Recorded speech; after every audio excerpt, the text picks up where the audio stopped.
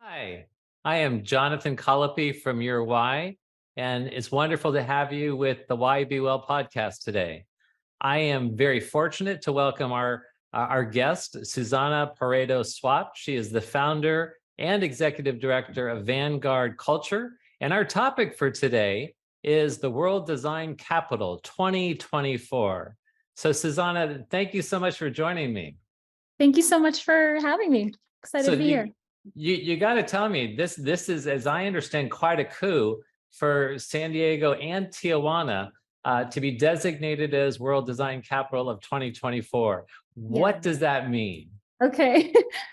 So World Design Capital is designated every 2 years by the World Design Organization, the WDO, and it recognizes cities for their effective use of design to enhance economic, social, cultural, and environmental quality of life.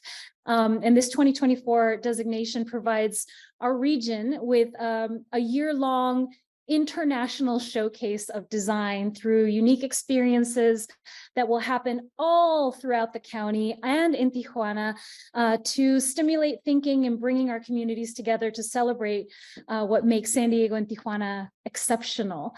So we're really excited. It's a huge deal for the region. It's the first U.S. city to ever receive the designation, and it's the first binational designation in the history of World Design Capital. That is a lot right there. That's phenomenal. What is your role with WDC? Yeah, so I am the Design Action Network lead for arts and culture. So what that means is that we have put together a committee of executive leadership in arts and culture on this side of the border to review all of the proposals coming in for the programming that gets selected to be part of the official program. And I have a counterpart, a Tijuana counterpart, who is leading all of the Tijuana arts and culture community. So Susanna, I was looking a little bit about your background. You are prolific in the arts, so I could see why you're in this particular role. But it's amazing all the things that you've done locally in the arts and the length of time that you've served in that capacity. So my assumption is you're going to apply some of that background and context and bring that forward with this opportunity to really showcase our region. Yes, absolutely. I've lived many lives in the arts and culture. I started in the theater. I'm a jazz singer, so I had a band and I was gigging around town with my band. And so I'm very connected to the theater community, the music community. And then through a series of happy accidents, I ended up becoming a curator. So I curated 80 exhibitions for the Airport Authority and also curated their performing arts program. So I was suddenly connected to film, theater, dance, visual arts, music, all these different groups. And the one thing that came about was that no one was talking to one another. They all had very similar needs and resource issues, but they weren't supporting one another across different industries. So I started this organization, Vanguard Culture, with that impetus. Just how do we get these people in the same room at the same time so that they can support one another and become a tighter community across industries?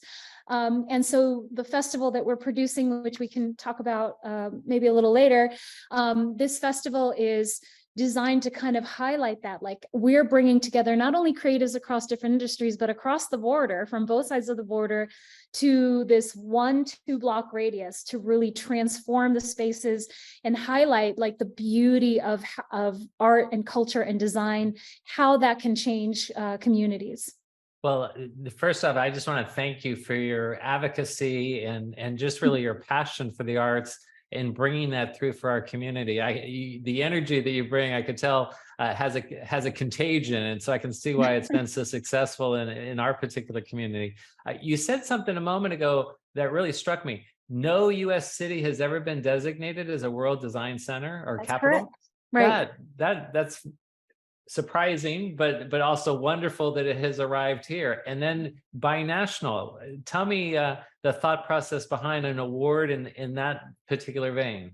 Yeah, they had never received an application across for 2 countries sharing a region. And, it was very interesting because I was invited to be a part of the process of taking the judges through San Diego and Tijuana and creating an experience for them. And They were very skeptical. They were like, what, you're either this city or that city. Which one is it? What are you trying to accomplish here?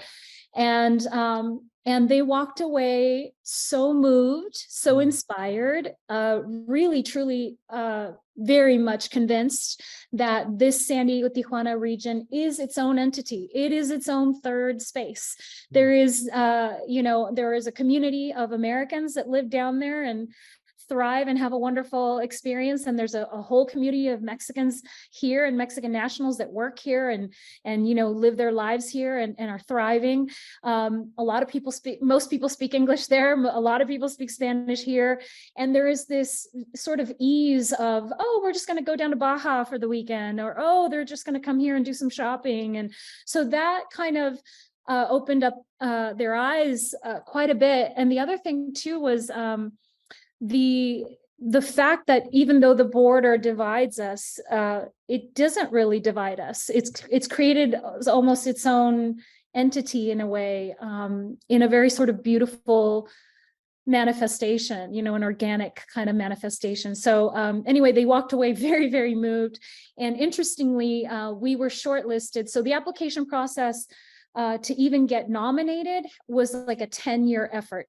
Wow. Starting there, the application was a 300-page proposal. So it was a very, very multiple entities supported this. It was the UCSD Design Lab, the Burnham Center for Community Advancement, the city of San Diego, and the cities of Tijuana. And I may be forgetting another entity, I apologize.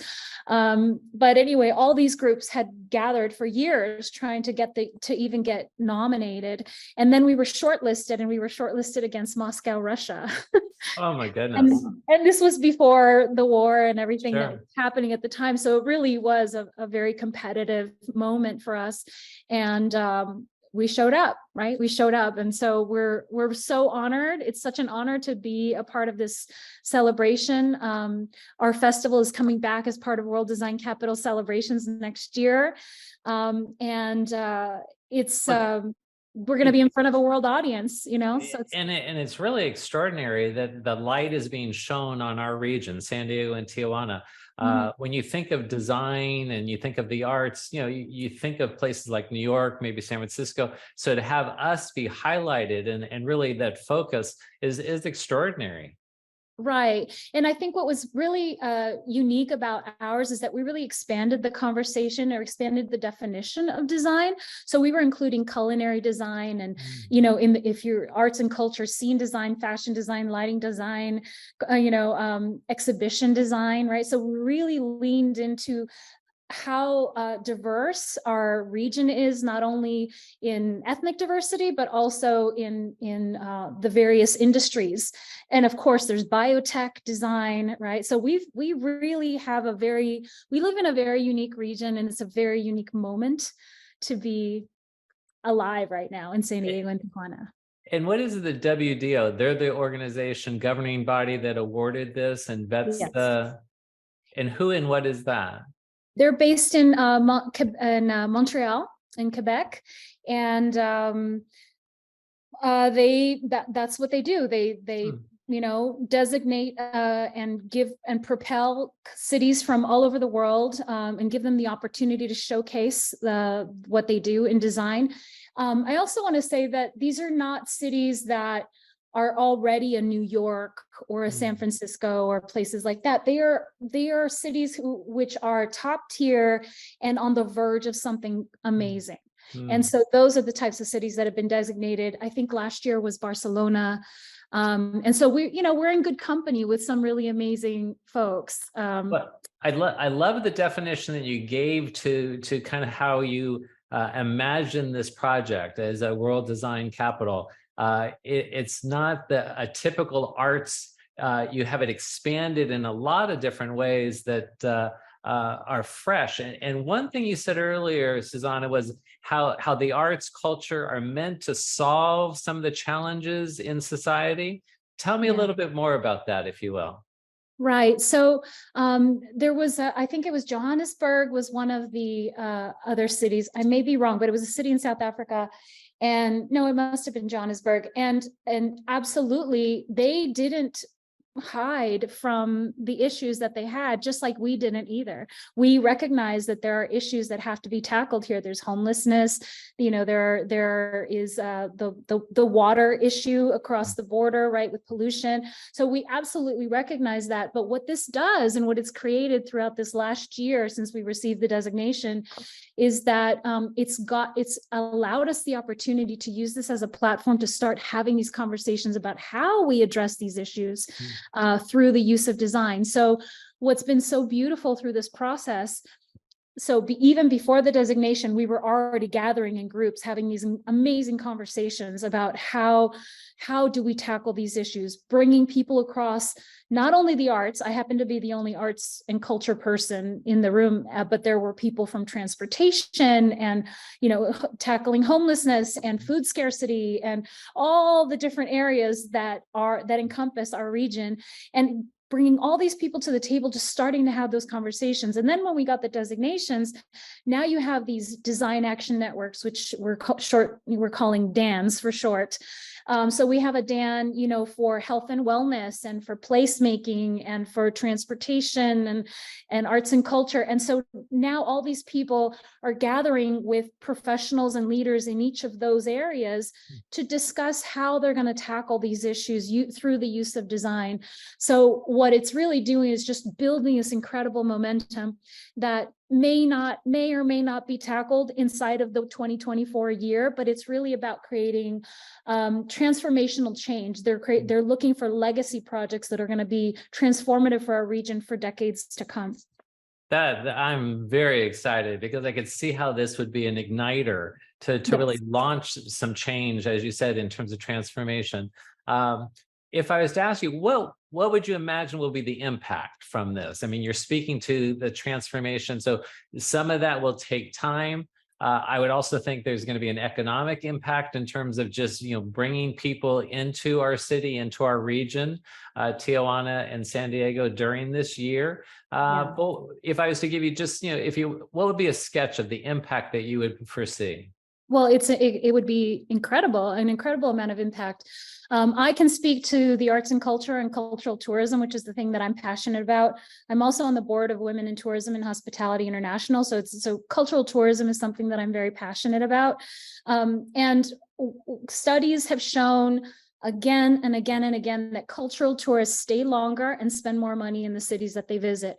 And as you probably know, the TOT tax, which is the transient occupancy tax that people pay when they stay in a hotel, that money directly funds infrastructure projects, homelessness. It tackles a lot of the issue. It helps to fund a lot of the issues that we have in our region.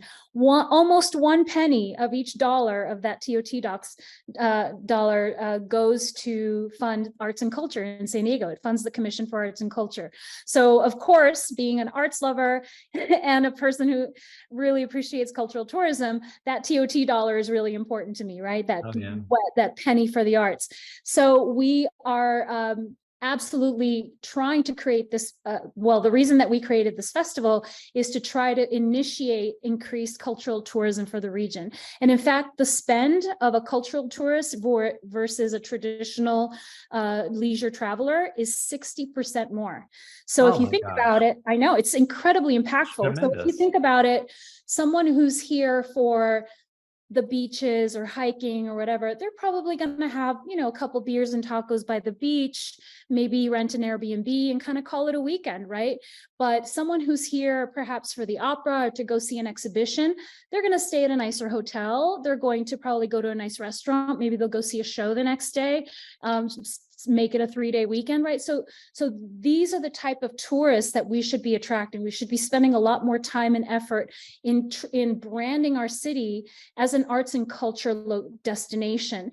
And by doing that, we can absolutely impact the bottom line across the board.